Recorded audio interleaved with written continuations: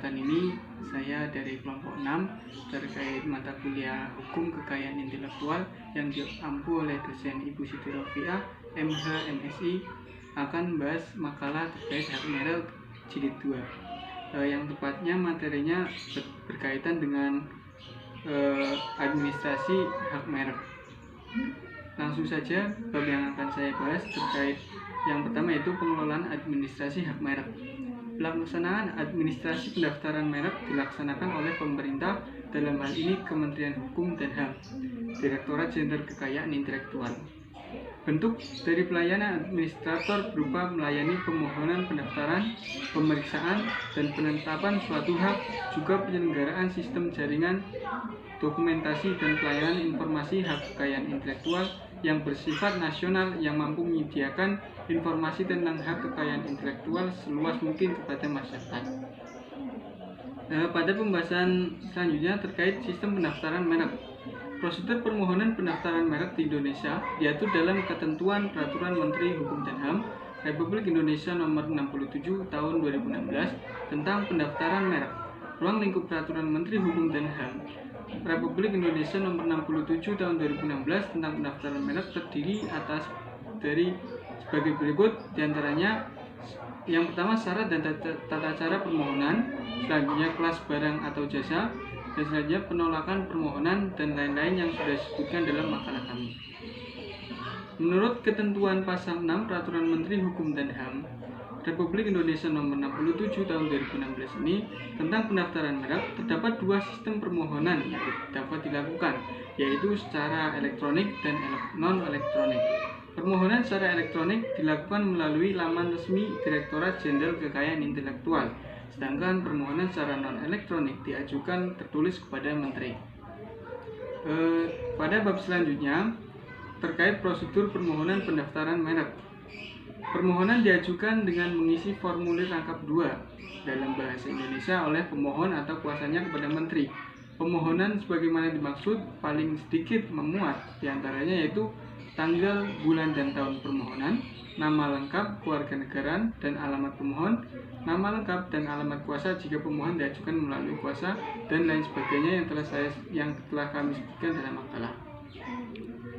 Selanjutnya, pemohon pendaftaran merek harus melampirkan beberapa dokumen berupa bukti pembayaran biaya permohonan, label merek sebanyak 3 lembar, surat pernyataan kepemilikan merek, surat kuasa, dan bukti prioritas. Bab selanjutnya yaitu terkait pemeriksaan pendaftaran merek. Setiap permohonan wajib dilakukan pemeriksaan. Pemeriksaan dilakukan terhadap kelengkapan dokumen persyaratan. Pemeriksaan dilakukan dalam jangka waktu paling lama 15 hari terhitung sejak tanggal penerimaan. Berdasarkan hasil pemeriksaan terdapat kekurangan kelengkapan dokumen persyaratan, Menteri memberitahukan secara tertulis kepada pemohon untuk melengkapi. Pemberitahuan wajib disampaikan dalam jangka waktu paling lama 30 hari terhitung sejak tanggal penerimaan. Pemohon wajib melengkapi kelengkapan dokumen persyaratan dalam jangka waktu paling lama 2 bulan terhitung sejak tanggal pengiriman surat pemberitahuan. Dalam hal berdasarkan hasil pemeriksaan permohonan dinyatakan lengkap dan telah melampaui jangka waktu pengumuman, pemohon dilakukan pemeriksaan substansif oleh pemeriksa. Dalam hal pada masa pengumuman terdapat keberatan, pemeriksaan substansif dilakukan dalam jangka waktu paling lama 30 hari terhitung sejak tanggal berakhirnya batas waktu penyampaian sanggahan.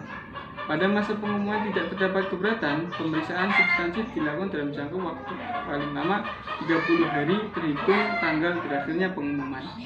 Pemeriksaan substansif dilakukan dalam jangka waktu paling lama 150 hari dalam melakukan pemeriksaan substansif setiap keberatan dan atau sanggahan menjadi pertimbangan. Sekian, terima kasih.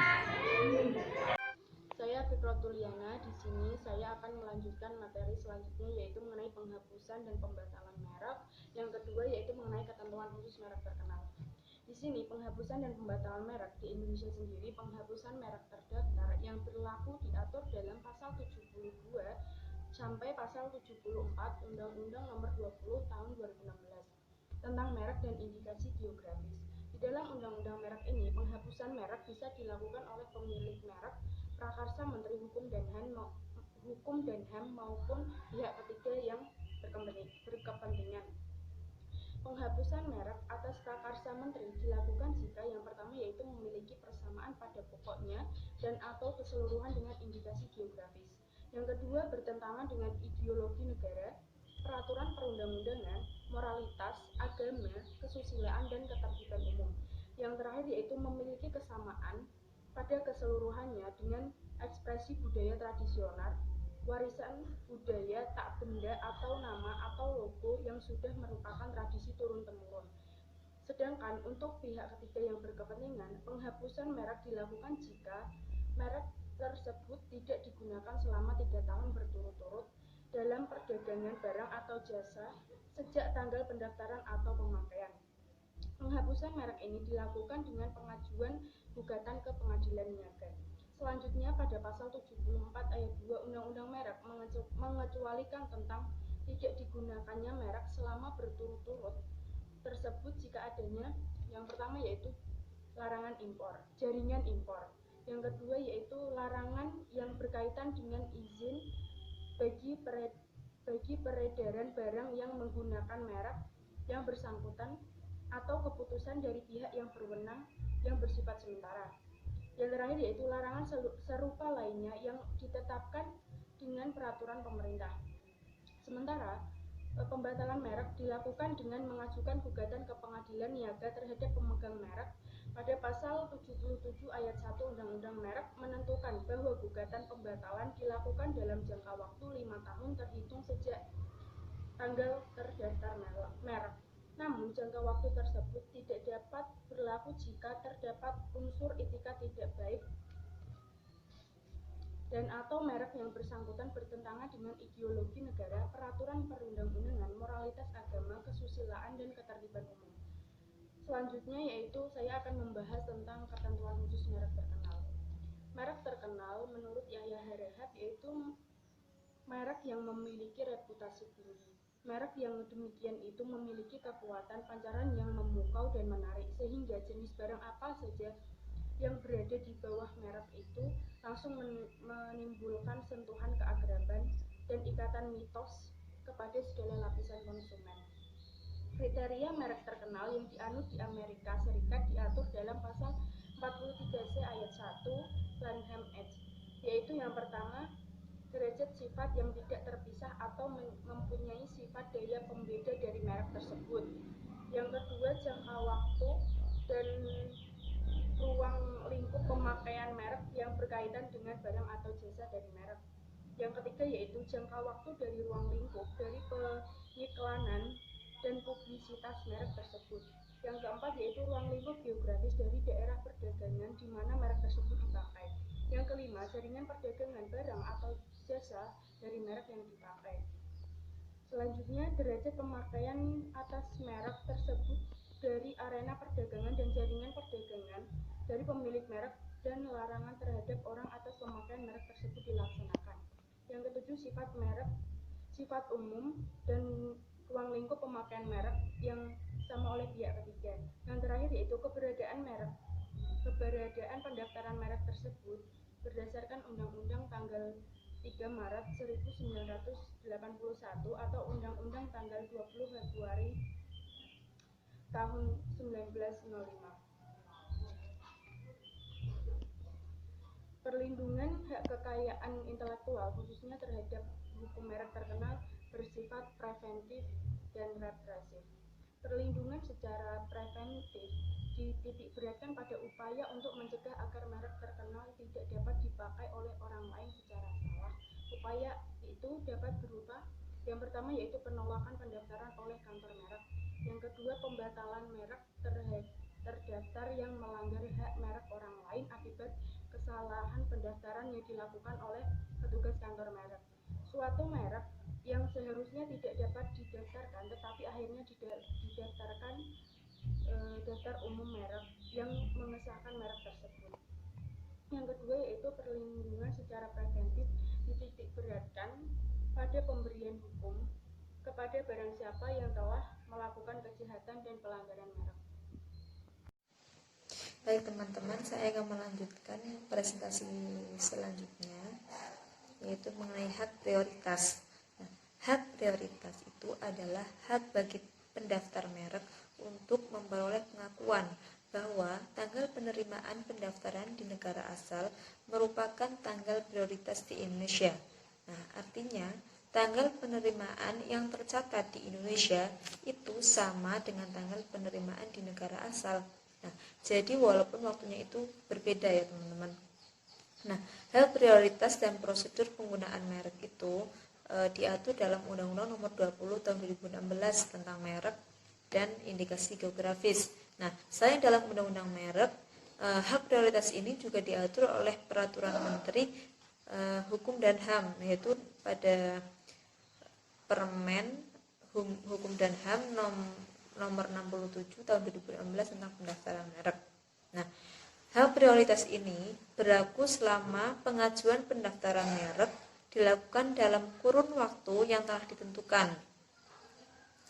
Yang kalian bisa lihat keterangan selanjutnya dilihat dalam pasal 9 dan pasal 10 Undang-Undang Merek, yaitu Undang-Undang Nomor 20 Tahun 2016. Mengenai pembahasan yang selanjutnya yaitu tentang pelanggaran terhadap hak merek. Sekilas kita lihat pelanggaran terhadap hak merek itu bisa diartikan bahwa merupakan suatu tindakan atau usaha yang dilakukan untuk memperoleh jalan pintas, yaitu dapat dilakukan dengan cara melanggar etika bisnis, norma, kesusilaan maupun hukum. Nah, dari penjelasan tadi yang sudah saya jelaskan mengenai pengertian pelanggaran hak merek, sudah sangat jelas bahwa pelanggaran merek ini dilakukan terhadap sesuatu yang memang telah memiliki reputasi atau nilai yang lebih. Jadi menurut saya pelanggaran hak merek ini rata-rata para pelaku atau oknum-oknum yang melakukan pelanggaran ini itu memilih merek yang sekiranya itu sudah reputasinya itu udah baik, jadi kayak udah terkenal gitu. Dulu pelanggaran merek itu dilakukan dengan memasang merek dan logo persis dengan yang asli. Pemalsuan mereknya itu sama secara keseluruhan ya teman-teman. Namun sekarang dengan penggunaan merek yang mirip dengan merek yang lain dan yang sudah terdaftar tentunya, itu sudah menimbulkan persepsi yang salah terhadap masyarakat. Nah, modus pelanggaran merek ini telah bergerak ke tingkat yang lebih canggih sekarang ini teman-teman. Pelanggaran ini disebut dengan passing off atau pemboncengan reputasi. Yang dulu mereknya itu mungkin gak terkenal, merek awal-awal, dengan melakukan pelanggaran ini atau melakukan pemalsuan ya, meniru, itu mereknya jadi terkenal. Nah, dalam suatu usaha dimanapun usahanya rata-rata ada yang mengalami persaingan, benar nggak sih teman-teman? Baik persaingan secara sehat maupun persaingan secara tidak sehat atau tidak jujur. Saya di sini akan menerangkan secara singkat saja mengenai persaingan tidak jujur.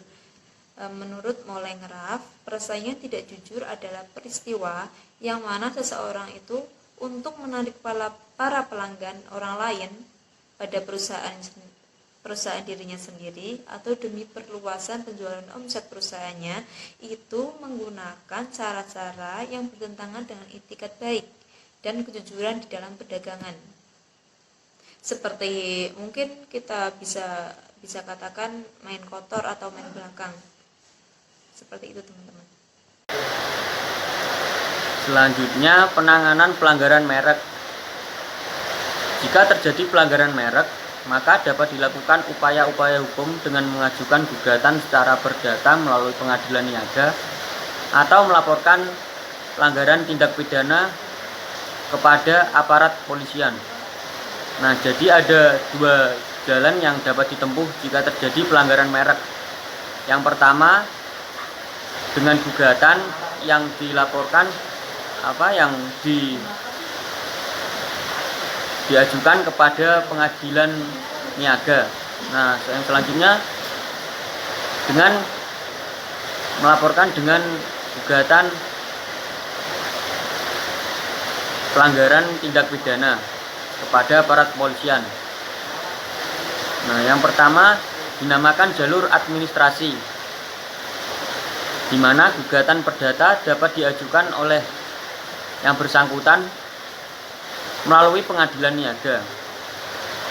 Jadi melewati pengadilan niaga jika pelanggaran tadi diselesaikan dengan jalur perdata.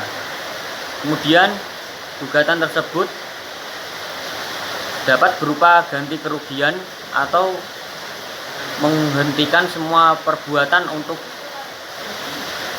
berkaitan dengan penggunaan merek tersebut.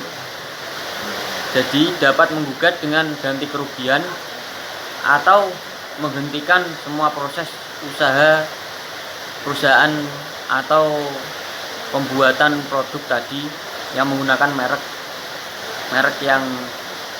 yang dimiliki oleh penggugat. Nah, terhadap gugatan ini dapat meminta lebih dari biaya ganti kerugian jika memang benar sudah terdaftar. Nah, hal mana harus dibuktikan dalam pengadilan. Nah, jadi juga harus sesuai dengan keadaan di pengadilan, entah bisa lebih berat atau bisa lebih ringan sesuai hakim yang memutuskan. Nah, yang kedua dengan jalur pidana. Nah, yang ini korban dapat melaporkan pelanggaran hak merek kepada kepolisian. Dalam hal ini aparat kepolisian yaitu penyidik penjabat polisi negara Republik Indonesia yang kemudian akan menindaklanjuti proses tersebut. Nah, jadi jika melalui proses pidana, maka pelaporan akan dilakukan di aparat kepolisian, yaitu yang berwenang adalah penyidik pejabat polisi negara Republik Indonesia sebagai pihak yang berwenang. Nah, setelah proses penyidikan oleh penyidik pejabat polisi negara Republik Indonesia, kemudian tuntutan kepada pihak yang melakukan pelanggaran merek ini akan dilakukan proses penuntutan terhadap pelanggar oleh jaksa di pengadilan. Nah, jadi setelah proses penyidikan di kepolisian, selanjutnya pelanggaran merek tersebut akan dilakukan proses penuntutan di pengadilan oleh jaksa pengadilan tersebut. Kemudian pengadilan akan memutuskan apakah pelanggar tersebut terbukti bersalah melakukan tindak pidana atau pelanggaran merek tentunya. Jadi jaksa tersebut yang akan menentukan apakah pelanggaran tersebut benar-benar terjadi atau tidak. Nah, dan hukuman bagi pelanggar ini dapat dikenakan pidana penjara paling lama 5 tahun atau kurungan maupun denda paling besar 800 juta rupiah.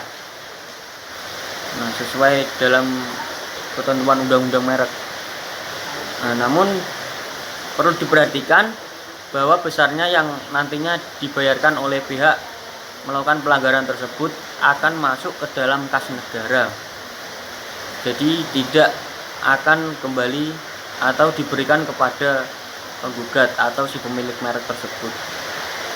Karena ini jalur pidana, maka tadi biaya yang berasal dari ganti kerugian akan masuk ke dalam kas negara. Beda lagi dengan yang pertama, yaitu melalui jalur administrasi, di mana ganti kerugian dapat diberikan kepada penggugat atau yang merasa dirugikan. Nah, kalau melalui proses pidana akan diberikan kepada kas negara, bukan kepada si pemilik merek terdaftar yang sah yang mengalami kerugian tersebut.